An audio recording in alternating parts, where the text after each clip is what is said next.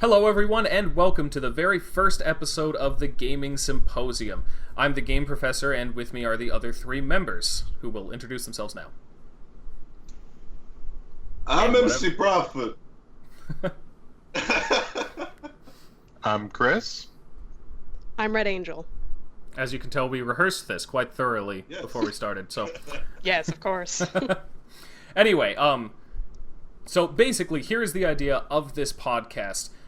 It's essentially a book club, but with video games. It's going to happen on the last Friday of every month, and we're going to pick a game. Each of us will take turns picking a game that all of us will play, and then, in the next podcast, we will all discuss it and announce the next one. So, let's go around real quick and just familiarize ourselves with each of the members of the Gaming Symposium here. We'll just go in the order that everyone introduced themselves. So it'll be me, MC, Chris, and Red. Sound good? Yep. Cool. So, I am Sam Gronseth, known on YouTube as the Game Professor. I do a series called Games is Lit 101. It's all about analyzing the stories of video games and having just some educational episodes talking about storytelling elements of the medium and just kind of how it works. MC? I'm EmceeProphit, Mark Stevens, and I've been making YouTube reviews and videos about the symbolism and subtext of games for about 4 years now. Started doing it full-time recently. I also do analytical videos talking about the basic principles of game design and a bunch of other pretentious crap like that. All right, there awesome. we go. Chris? I'm Chris Franklin. I make Errant Signal, which is a web series. It's basically just a collection of random video gamey thought things. Sometimes it's about specific games, and sometimes it's general topics, but it tends to focus on sort of looking at what a game does and whether it's successful at it. I don't know if it's any good. It's pretty good. Don't worry. Don't worry. All right, Red.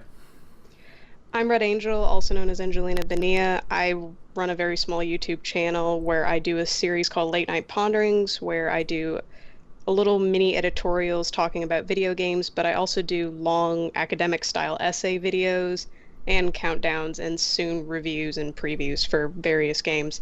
Most of my work can be found on various other websites because I'm a gaming journalist and I put a lot of my work over there first. And I like to think some of my videos are good, even though I only have 5. You guys have so many compared to me. Well, cool. Yeah, all 4 of us are just people who talk about video games online and have some amount of people who apparently like to listen to us do that. So, hopefully we all have something of a unique perspective on the video games that we play and can provide some interesting discussion for you listeners. So, just to clarify a bit more about the rules of this all, the games that we choose are going to need to be sticking around 5 to 6 hours in length, or less, simply because we all have jobs and or YouTube shows to run, and, don't really have time to be playing, 50-hour RPGs every month or anything. They all need to be fairly accessible and inexpensive because we do things on YouTube. None of us are particularly rich. And we're going to be sticking largely to Steam simply because a PC is the only thing that we can really guarantee we all have. So, we'll see about console games in the future or something, but generally speaking, we're going to be sticking to PC games. And, of course, each month everyone must play the game, even if they've played it before, so it is fresh in all of our minds to discuss in detail. So, since this is the very first episode, we, of course, do not have a game to discuss. That will be announced at the end of it, but just to start off, we're just going to be talking about ourselves a little bit so you can understand who we are, and then at the end of the episode we'll talk about the game that we'll talk about in a month. So, first question for everyone, and this can be answered in just whichever order you want. Make it a chaotic discussion here if you want. The stereotypical easy question is just what's your favorite video game, but I don't know about you, I've always found that incredibly difficult to actually answer. So instead, I'm just going to ask what a few games are that you particularly love or that have had an impact on your life or the way you look at video games. Let's see. Well, should I go first, or I seem to always pounce on it. It just means you rolled higher initiative than the rest of us. You're good. Yeah, it's okay. I tripped over my own feet. It's fine. It means I'm more shameless than the rest of you. I actually do have a pretty straight answer to that. My favorite game has always been Final Fantasy IX, and it kind of has been since I was like, ironically, 9. That's beautiful. Oh wow! It was yeah. it was meant to be. It was meant to be, and basically from like my taste in games and my interest in games and my desire to make my own games, kind of sprouted from just that one. I've always been a fan of big epic stories with a great sense of pacing. I love characters. I love when a story actually makes me care about something and really think about the implications of what people are going through in a story. Like some other favorites are the Metal Gear Solid games. Another great story that talks about like the consequences of war on the mind of an individual. And the Zelda series, which I'm kind of famous for obsessing over. So, yeah. For a lot of episodes at a time, yeah. A lot of episodes at a time, for like a year at a time sometimes. Yeah, I think that's about it. Cool. We're all indecisive, aren't we? This is going to be fun. I have a few in mind. Because I have a favorite game, but a couple of others that have influenced a lot of how I thought about games. Because my favorite's Beyond Good and Evil, because that did change pretty much how I thought about games and gaming narrative and characters and everything. It just changed all of it, and I went, oh, okay.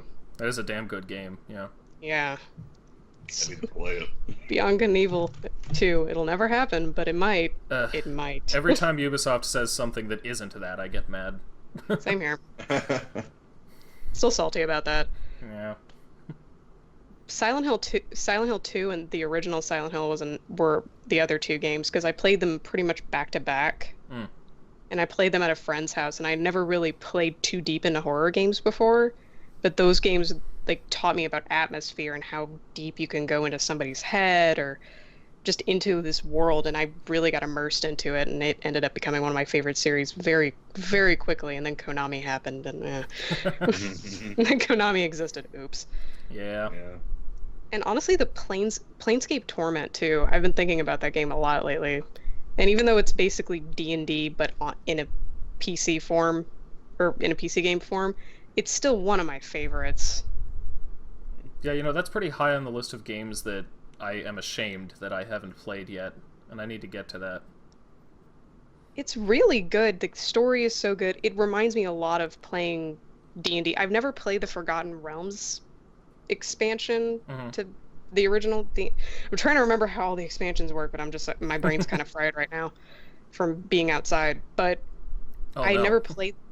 I was outside. That's incredibly dangerous for people of our professions. I'm a redhead. I absorbed the sun and I'm burning now. No, the Planescape was just... It has such an amazing story, and while the gameplay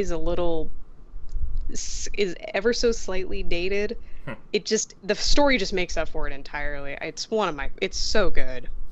I could just ramble about it. BioShock 2, it's not in the same realm, but BioShock for different reasons, more philosophical reasons. Planescape for more philosophical and everything else reasons. Cool. Those are mine. I say as I clap. I'm huge on BioShock too, so. Yeah, same. Especially the original one. Yeah, that was my first video that I did that was over an hour long. I just couldn't shut up about it. That's right. I remember that now. Yeah. Didn't you get the most views on that one? Oh yeah, far and away the most views. And a little... I said something about objectivism that wasn't entirely strictly accurate, unfortunately, and I'm needing to correct that when I talk about BioShock in the future. So it's also been a little more contentious. So you were subjective about objectivism. Yeah. I suppose so. Seems that everyone is one way or another. But exactly. That's kind of the thing about it. Is. Yep. So that's been interesting. Anyway, Chris, how about you? I don't know. I like you. I find this question kind of difficult to answer. Because there's games that are like my favorite games and games that were really informative to how I became a critic. Like, I guess mostly my wheelhouse is kind of first-person-y games, but the whole gamut of that, like, I mean, I grew up playing, Doom and Quake and all the old id games, so, like, as a whippersnapper young teenage boy, that was what I was real into. But then, around the time I was starting to become an adult, smarter first-person games started coming out, Thief and System Shock 2 and Deus Ex, and they showed that first-person-y shooty games didn't need to be all shooty. There could actually be, like, story and plot and characters and things beyond that. And I mean, then obviously that's not all I played. I'm also real big into, I love Civilization. Mario 64 had a huge influence on me. SimCity, a lot of the Maxis games, Fallout, Baldur's Gate, just lots of stuff. I've played lots of stuff, and some of it is more I like it, and some of it is more this influenced how I think about games. But yeah, cool. I feel like I gave a boring answer now. That's awesome, though. Yeah, so you grew up with all the PC classics, basically. I guess I'm just at the very specifically weird age where, like, I was young enough where playing Doom wasn't really something that I was supposed to be able to do. I would have been 8 when Doom came out, so just old enough that I could play it, but also just young enough that it was sort of verboten. Mm-hmm. Should have been playing Chex Quest, maybe. Yeah. Exactly. I actually relate to that on a personal level. I was like 4 years old, sitting on my dad's lap when he started playing Doom. My mom was not very happy about it. Yeah, I ended up playing it the first time, the full version. Every elementary school across the country at the time had shareware copies of it that people were pirating in, but, Yep. Well, I guess it wasn't pirating if it's shareware. But, like, the first time I actually played the full version was I had a friend who's had a brother who was college-aged, and he came home with the copy, and so we were sort of sneaking into the office of my friend's house and playing Doom there, so that was kind of cool. That's what I did with Silent Hill. The older brother, he was like 18, and he always would leave, and he would randomly go off with his friends, and we would sneak in there and play Silent Hill.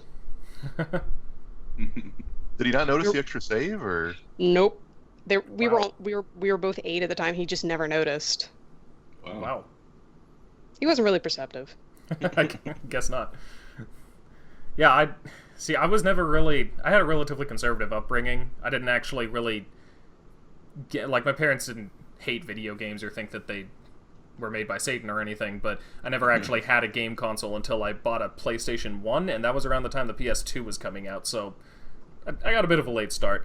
But my love of video games can actually kind of be traced to specific games. First one I loved was Crash Bandicoot 2. Could not stop playing that when I was young.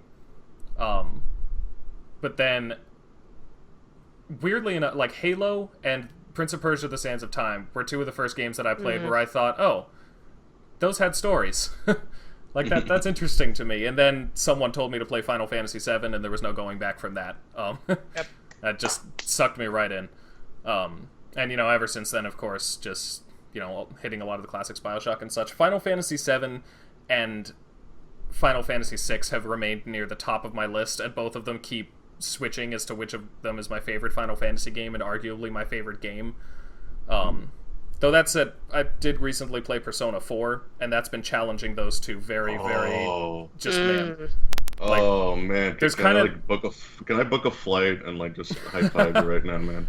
Yeah, no, it's that weird feeling where, like, okay, like, how Disney's been making good movies again lately, and you're like, that was really good, but am I, like, allowed to like it as much as their old ones? Is that even okay? There's kind of, that thing going on. I don't know what to do about it, but I just love that game so much. But yeah. No, Are we gonna do an episode? Are we gonna do an episode now focused on Persona 4, and then we're gonna have Shadows of Our True Selves? Is that what's gonna happen?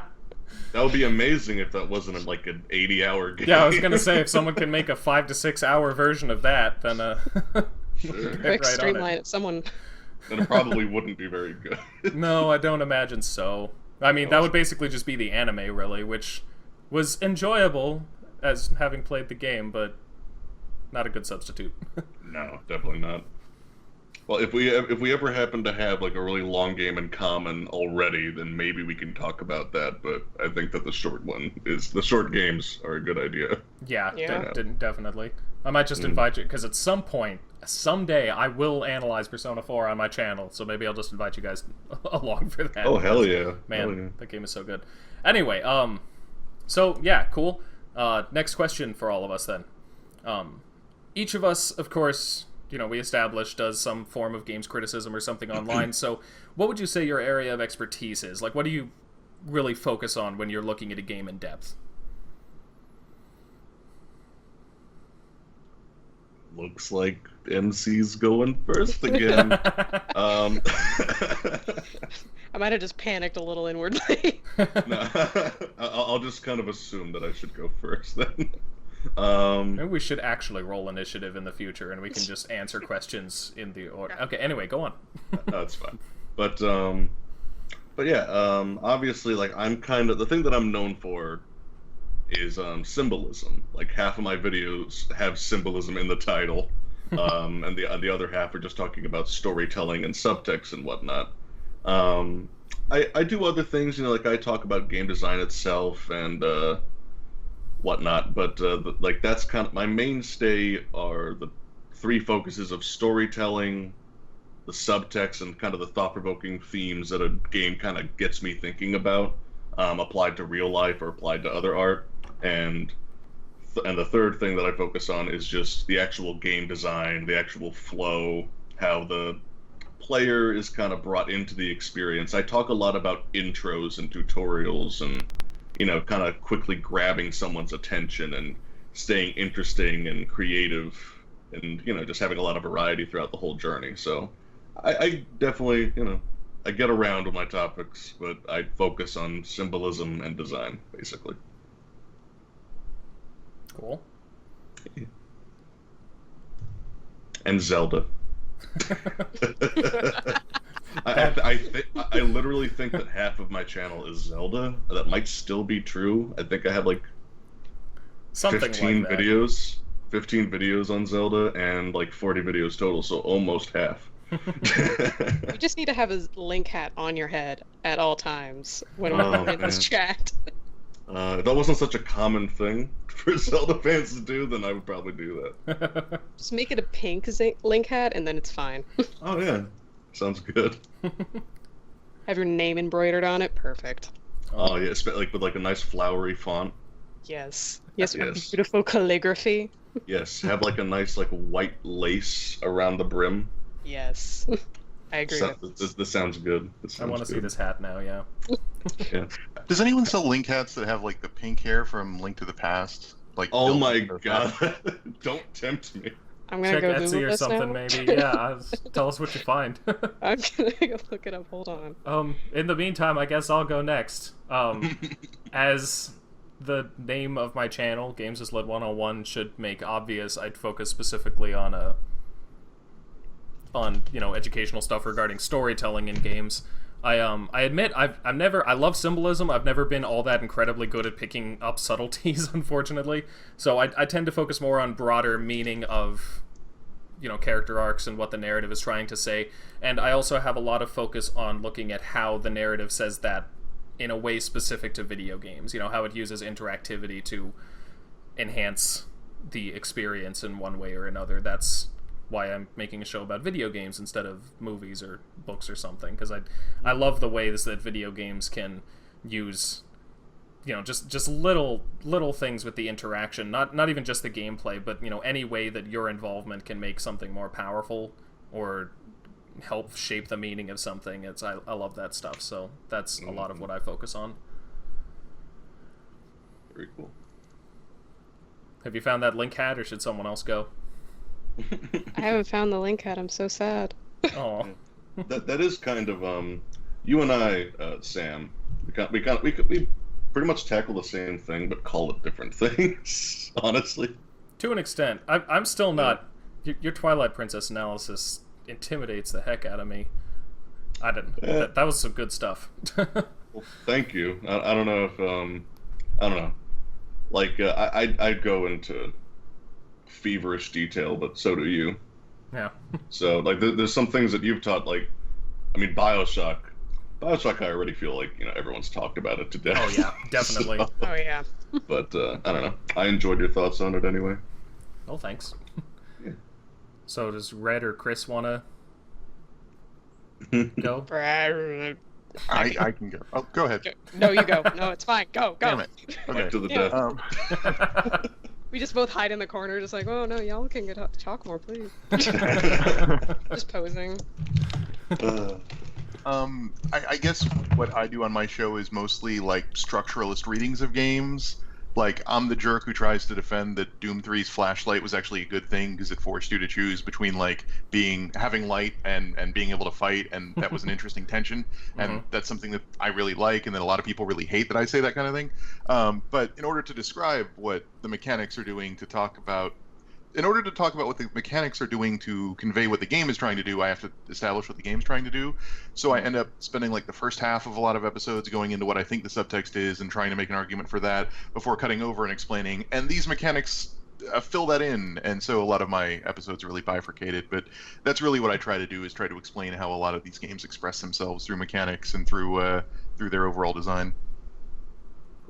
That's cool. If it helps any, I'm also that person. I don't know about Doom 3 specifically, but, you know, in terms of people talk about how they found a mechanic annoying, and I'm like, no, but it symbolizes this, and they don't usually get it.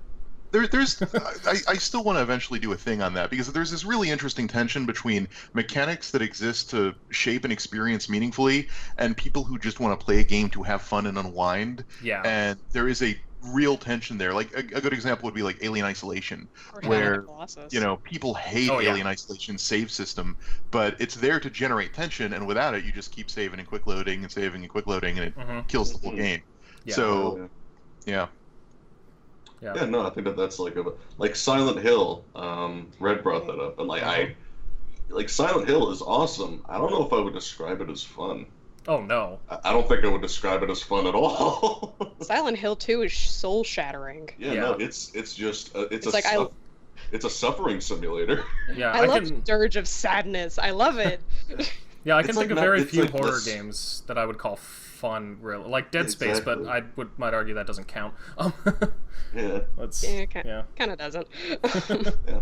But no, I think that is an interesting topic, and like there will always be, I don't know, like I kind of have Team Fortress 2 and Smash Bros. In one corner and Zelda and Final Fantasy in another. Yeah. I just kind of go to different places to scratch different itches. Yeah. Red mentioned Shadow of the Colossus 2, which is another good horse example mechanics. Yeah, like the most of like the movement and stuff is just kind of wonky, but it's that way for a reason, and it's realistic for a horse. Yeah. Like the grip mechanics too, kind of like that. Yeah. No, I think that's it varies from game to game. I think that a game can obviously be like super fun and super gripping at the same time. Definitely. Yeah. It's just hard to do both. Yep. That's how you know you're playing a good game. All right. No one else. That everyone's gone. You have to go now, Red. Yeah. I was hoping you. I was so close. You forgot. Oh my god.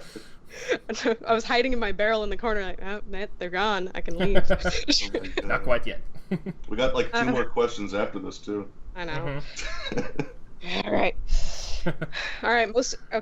Though I don't have a lot of videos out, a lot of what I do is I go back and look at themes and subtext and symbolism that has happened in other media throughout history, and then I bring it back to the game that I'm focusing on at the time. For example, in my video Death in Photography and Life is Strange, I go 100 plus years back in time and study the correlation between death in photography and paintings and death and people dying in paintings. So I focus on death a lot. I don't know if you guys can tell that, but there's a focus on death. I wonder what one of my favorite genres is. Yeah. But I tend to like to correlate a lot of like things that I've found in other media and connect it directly to video games and go, hey, but this is used here, and you can also use it in video games, and see, I can talk about this academically in a video game in the same sense. And I also like to do a lot of symbolism analysis and themes. I love looking at themes. Love it. And I just love dissecting things and just taking them apart and diagramming them all over my walls, and I look like a serial killer. But it's okay. I'm a fresh serial killer. You'll only find the body parts in one part of the house. It's fine. Yeah, that's what I do, and I try to tackle a lot of issues that people try to talk to me about, but then I try to tackle them in a different sort of way, being confrontational and also non-confrontational. Being, I guess, diplomatic is a good way of summing up a lot of my talks with people in late night ponderings or in countdowns or otherwise. Yeah, that can be a difficult balance, especially when, there's a lot of conflict going on in the gaming community right now, and to tackle a topic in such a way. More like always. In general, yeah, but, point being, you got to be careful with how you tackle some things, and it's always an interesting thing to try and do. Oh yeah, I always try to. I respect that a lot, though. Like, I always try to start conversation rather than end it, and say, like, this is what I think. What you think is stupid. Like, I just kind of share what I think, and I make an argument for it, but I try to get people to think. You know what I mean? I try to get people to think for themselves. Yeah. Same. Yeah. I just want them to think and just learn. I really want them to learn. That's always my goal. I'm like, please learn something, please.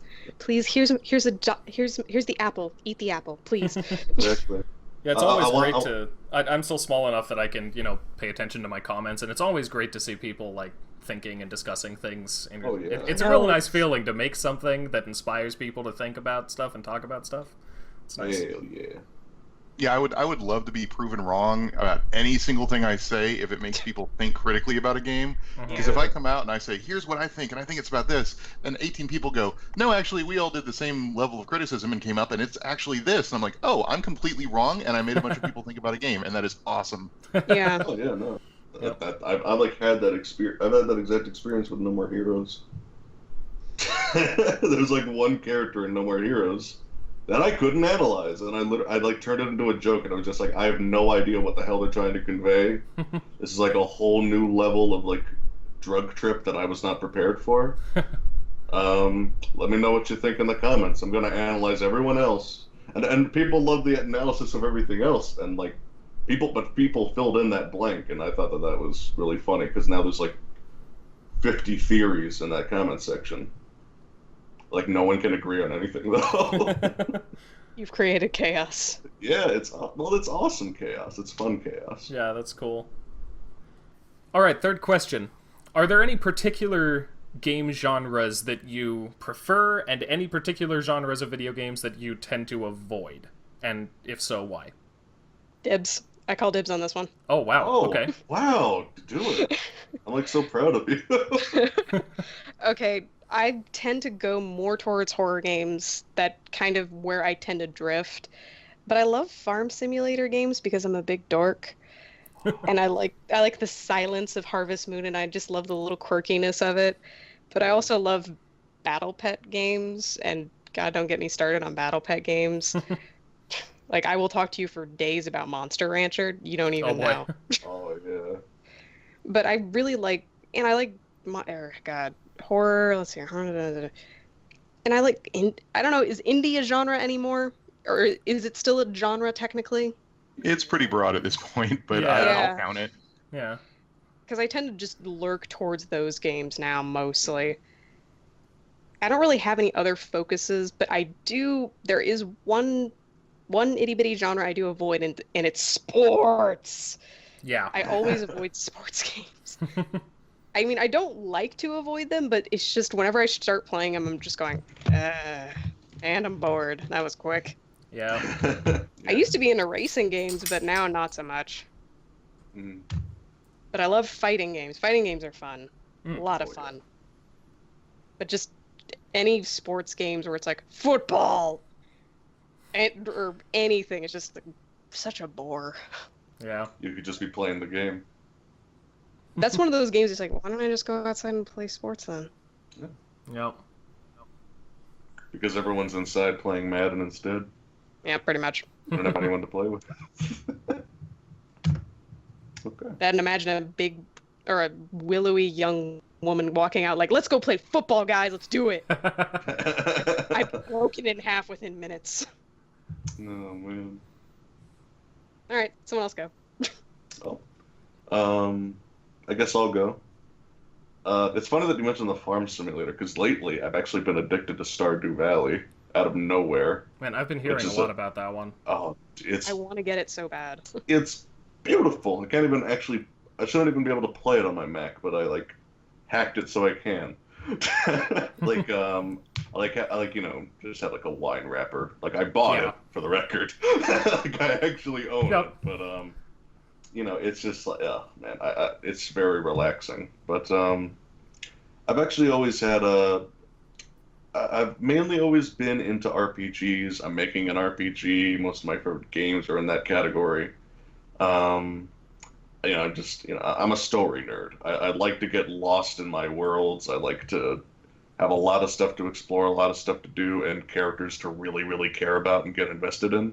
Mhm. So RPGs, both JRPGs and Western RPGs. Big fan of the classic Final Fantasies, like the Super Nintendo and PlayStation era. Big fan of Mass Effect, like 1 to like about half of the third one. Just the first half? Yeah, just kind of like the first half of the third one, yeah. Yeah. Yeah, sounds about right. Yeah, unfortunately. Common position. Yeah. Mass Effect. Yep. I've lost track of how much time I've lost to Skyrim, for example. But Same. Yeah. just games with big worlds that I can lose myself in, that like really inspire me to go write and code my own stuff. Like that's the kind of stuff I really love.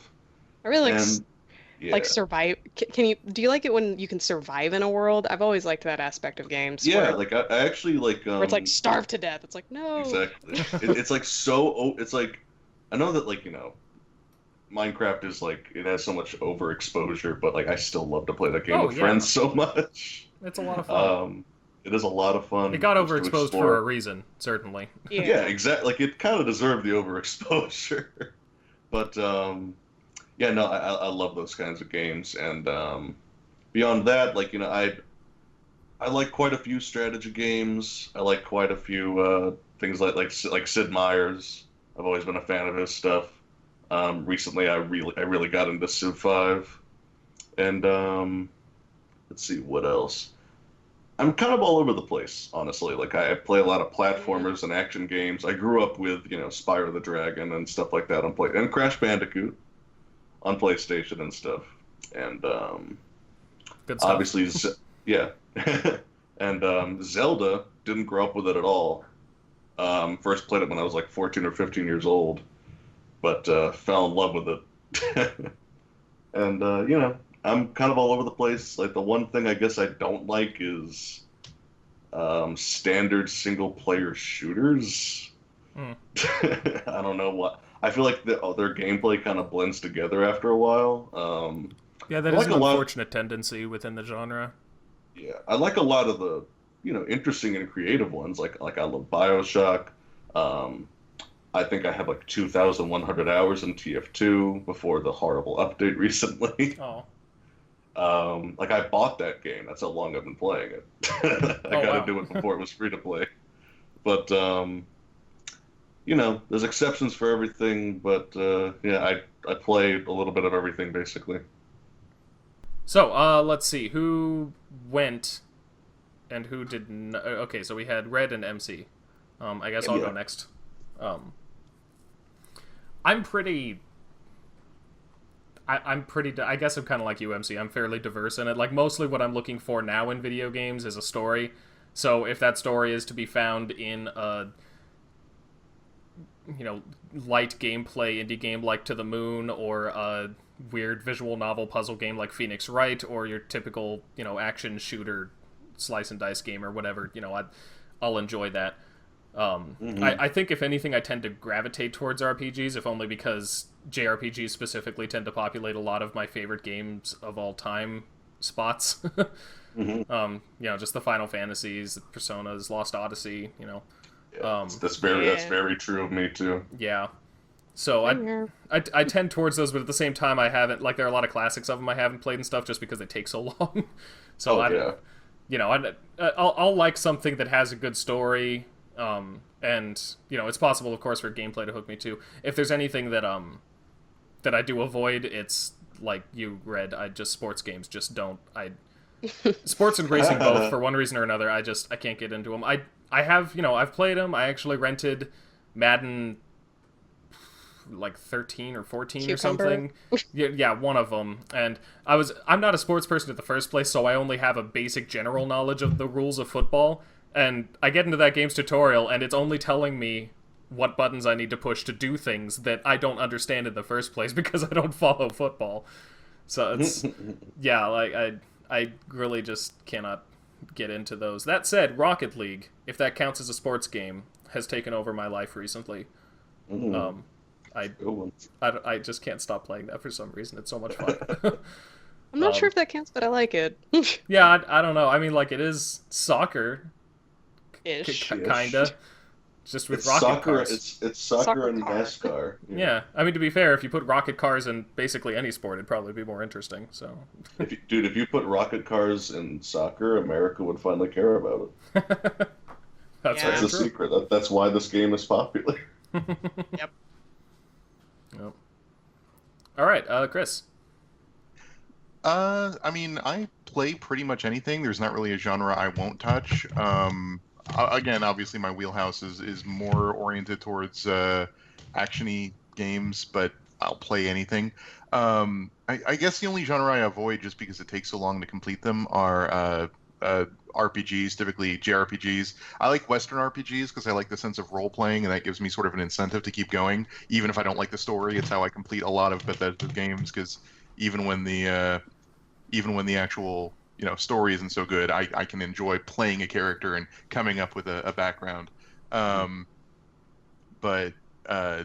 JRPGs typically don't let you do a ton of role playing, and they are also usually like 80 hours long. And it's not that I don't like them. I've played a lot of them that I like. I like Chrono Trigger. I like Chrono Cross. I like Yeah. what's the name of the game that with the crazy acronym, Japanese DS game. That does not Where help. DS game with the style and the clothing. The name completely escapes me at the moment. What? Shin Megami Tensei? I don't know. No. The one where Bravely Default? No. I did play Bravely Default. I didn't finish it though, as an example of a kind of game where I just can't push myself all the way through it. Oh. Yes. But yeah. But anyway, those are the sorts of games I enjoy. Is pretty much anything. But I just avoid the really, really long. It's, for the record, it's not just a JRPG thing. It's also why I have not finished The Witcher 3. I love RPGs. I love stories in games, and I love role playing. It's hard for me to sit down, especially these days running the show, to sit down and do a 3-hour game. It's just, unless I'm going to make an episode out of it, and like I don't know if I have an episode in The Witcher 3, so I haven't been able to sit down and commit 80 hours to completing this giant epic. Yeah. That is kind of the conflict. Yeah, it's an unfortunate... Like, I love just really long, in-depth games like that, but yeah, it's hard to find the time to actually devote all that time to one game these days. Oh yeah, that is like legitimately why I've been like, you can tell by my recent uploads, like I'm recording a bunch of JRPGs in the background while I cover indie games and old school games that I can beat in like 2 hours. like just to justify the amount of time I'm spending playing like Lost Odyssey and things like that. Yeah. Yeah. I had a screen capture. Sorry, you can go. No, I was go ahead. I had a screen capture Dragon Age Origins, a Let's Play of that, because I was sitting there going, do I have time to play through 70 hours in order to get a couple of minutes of footage? No, I do not. Yeah, I think everyone resorts to that once in a while. Yeah, I found a site that uploads long plays and just got the site's permission to use their footage, and that saves me most of the time. Wait, really? Yeah. It's called longplays.org. You can generate, like, they have rules for use. It's just a matter of linking to the website and stuff. Yeah. Crediting them. Cool. Yeah, I mean it's not just it's not just a tremendous effort to play through the 80-hour game. It's also like finding, like, if you miss a quest, often in RPGs it's hard to go, like, it's not like a chapter select on a DVD menu. Yeah. You might have to replay through half the game to get to that one quest to make the one point you want to make, and that's a pain. Yeah, no, that's like become unacceptable at this point. Yeah. Sam, did you answer this question? Yeah, Yeah, you did. Preferred Yeah, genres. we all we all did. did now. Yeah. Yeah. Go us. All right, so one last question before we announce the game that we're going to be covering. If any of our listeners here decide to check out any of your content, what is a particular video or something that you would recommend they start with?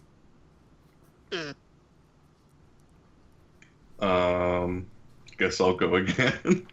Yeah, I have 5 videos, guys. Oh. Well, then it should be easier for you. Oh, what can I pick?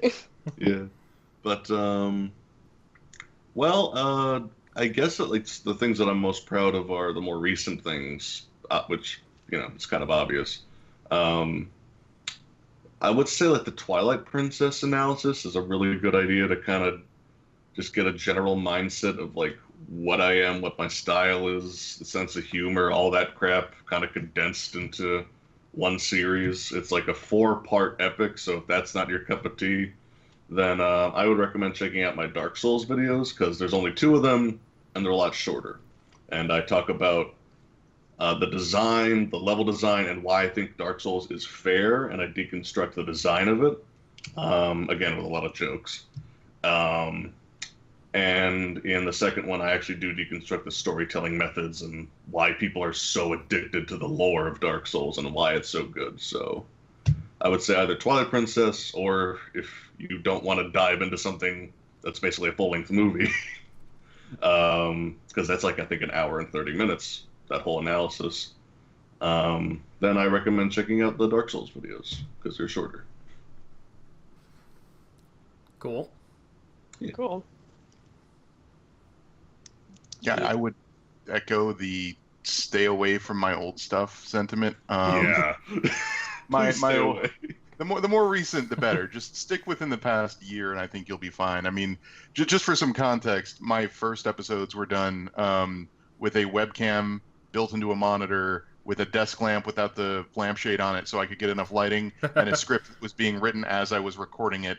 So not the highest quality content on the internet, unfortunately, in my early days. That's Point by point, that you described everything that I did in my first videos. yes, exactly. Every So, single thing. these days, much better. Just stick to more recent stuff. If you had to pick a video, I don't know. I think I also recently did some Dark Souls stuff, or alternately, the recent Doom video should be good. Those are, I think, the most recent things I've done. So that is good. I also did an episode on Burnout Paradise, which is pretty cool. Yeah, that would, I guess, be a good place to start. I liked your Team Fortress 2 video, Oh, thank you. where you had talked about the sadly kind of dying community. Well, I guess it's not really a dying community, but, just the way that it's changing so much with the matchmaking. I do wonder if they're ever going to fully get rid of private servers. I don't expect that they will, but I think their updates have effectively kind of killed that community as it stood anyway. So Yeah, like that's like scaring me, dude. It makes me sad. That was like my social. That was my bar. I'm No. going to TF2 to meet people. But yeah. I'll go. Yeah. I'm just sitting here like, wow. Love that awkward silence. Yep. Awkward pause. We can edit that. Yeah, I might. Or it could just be our trademark. I'm sure it'll happen a lot. Trademark awkward pausing. I should also, I suppose, echo the old stuff sentiment. There's not quite as big a... Like, I got a nice bonus from work right before I was going to start this, so I actually started off with... some pretty good lighting, or no, not quite started off, I guess. I recorded 3 episodes, and then I got really good lighting and, a mic and stuff like that. But, man, my first episode especially, my Prince of Persia analysis, I used the new camera we got without realizing its mic was absolutely terrible, so it sounds horrible. But anyway, if you're going to start on my series, I'd recommend... finding a game that I've done a literary analysis episode on and watching that. Those episodes can be long, but generally I think it's better to start at a place, where you're familiar with the game and interested in learning more about it.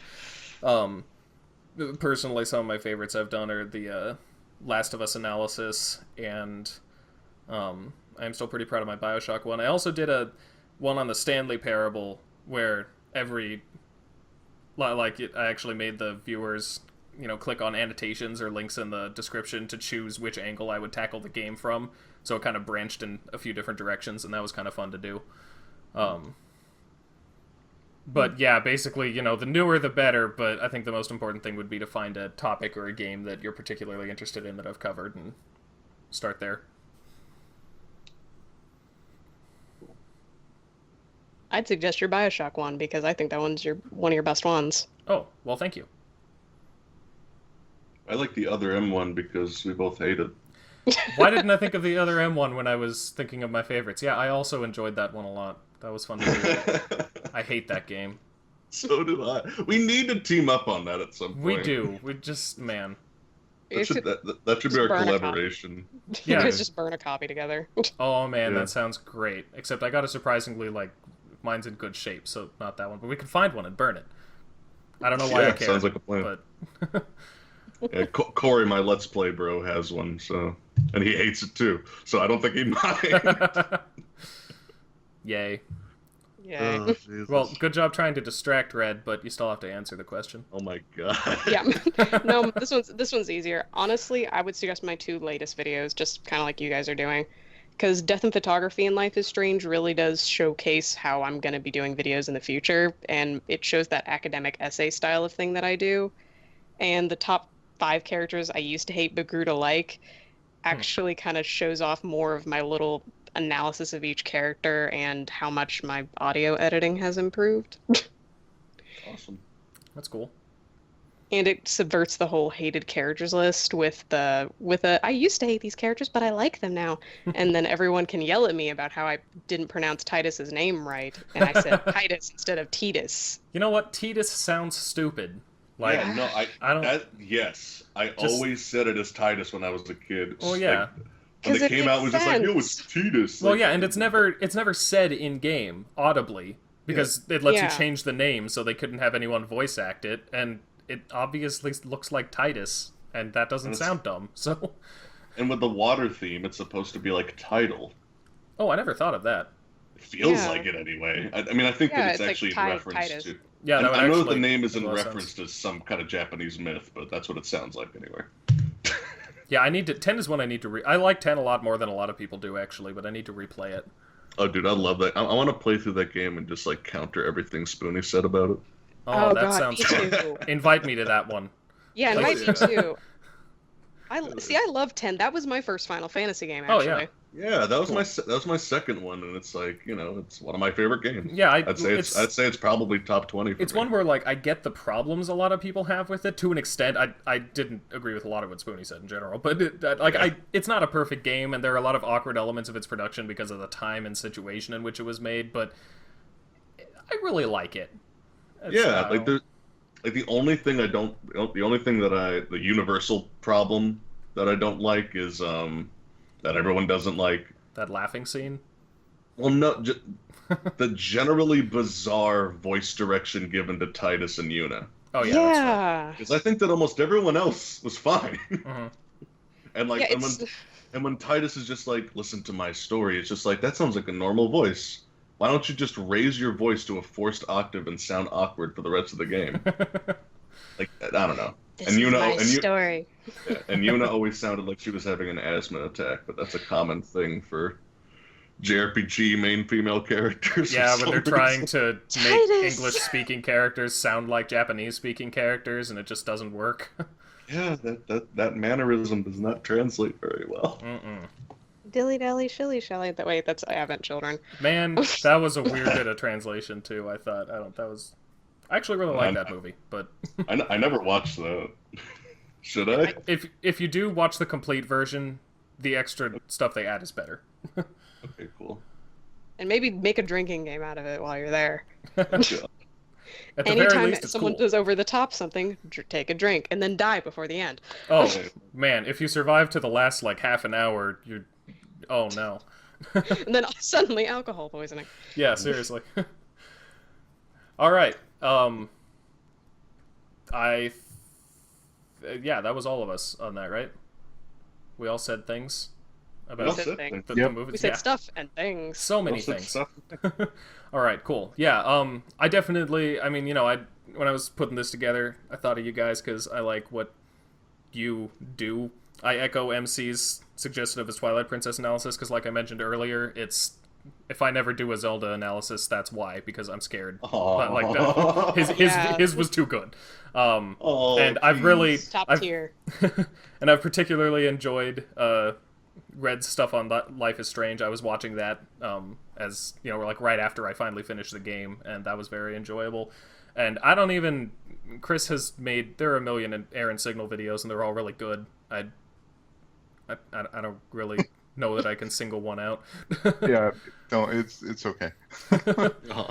So yeah, definitely check out all of these people because they're great. So, in any case, that's us. Hopefully, that gives you a decent idea of who you're listening to as we ramble about video games every month for the next while.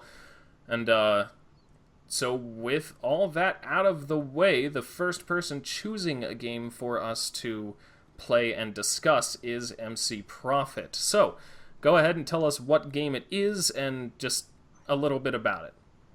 It's a spooky game from the mystical land of France. And it's called Off. Just Off. O-F-F. All caps. And it is a independently developed French shareware game. It's actually completely free. Like, anyone listening to this can go download it right now. Either in the description of wherever this is posted. I'm sure that there'll be a link. Yep. And there is a Mac version and a PC version. And it is... it actually is kind of hard to describe without giving away too much of it. But essentially, it's a surrealist RPG set in a very abstract world where you're presented with a lot of morally ambiguous situations. You play as yourself, like your own entity, like you, the player, are a character, and you control a character called the Batter. But the Batter makes it clear, like, you're you and I'm me. Like, he talks to the player directly, constantly. It's like that kind of game. And the Batter starts the game simply by stating, I am on a divine mission to purify the world. And the rest is basically a spoiler. But it is a very engaging, mysterious game. A lot of theories about what the actual meaning of it is. It's a very dense little 5 to 6 hour experience. And I think you guys will really like it. Can I just point out how much I love that our little elite game critics club is doing an indie French game as our first game, because I love that. It's perfect. In case the title didn't tip you off to how pretentious we all are. Oh, yeah. Indie French game. Smidge. I still think we should have called the show Game Shit.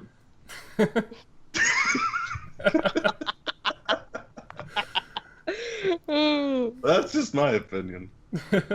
But that's just my sounds so much more pretentious as a symposium. Yeah. You know, we should. How about Game Theory? Oh, that's a great title. Yeah, I know, right? No one has that, I'm sure. No one has that. No. Oh man. All right, cool. But yeah, so that's basically the game. It's I kind of have to keep it a little mysterious on purpose. Yeah, definitely. I've played like the first. You recommended it to me a long time ago, and I played like an hour, and then got kind of freaked out. So now I'll have to finish it. It's that kind of game. Yeah, it is. It's a little. It has a bit of a horror element to it, so I think Red's gonna have everything just kind of feels a little off. Yes. Oh. Okay. Oh god. That was terrible. I couldn't help it. I quit. Go in the corner. All right, so thank you for listening to the whole first episode. So that is, like MC mentioned, the way to acquire Off is going to be in the description, so if any of you listeners would like to also play the game over the next month so that you can know what we're talking about instead of just letting us spoil a great game for you, then that's there, and you can play along with us. So I think that's about it for this first episode, unless any of you have anything else to say to our wonderful listeners. I think you're all sexy and beautiful and special in your own way, and don't let anyone tell you otherwise. Well, that I think I can top quickly. that. Yeah. All right, well, that's a good final message. Yeah. Yeah, it's the best one I could think of. Yep, 10 out of good job. 10. You beat me too. Okay, so with that, then we leave you. So we'll see you next month when we'll be discussing off. See you then. Good night, everybody. Night, though.